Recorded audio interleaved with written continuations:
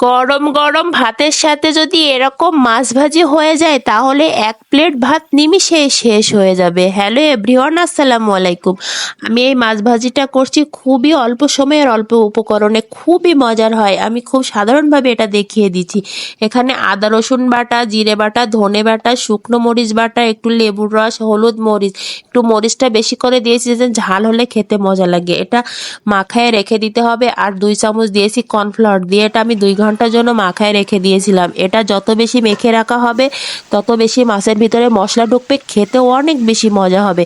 তারপরে এটা 2 ঘন্টার পরে আমি একটা ফ্রাই প্যান দিয়ে তার ভিতরে পরিমাণ মতো তেল দিয়ে মাছগুলো দিয়ে দিয়েছি।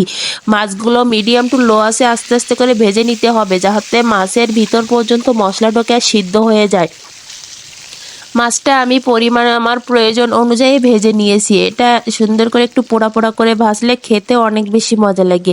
এই যে আমার মাছ ভাজাটা হয়ে গেছে, এখন আমি এটা নামিয়ে গরম গরম ভাতের সাথে পরিবেশন করছি। খেতে এক কথায় জাস্ট ওয়াও ছিল।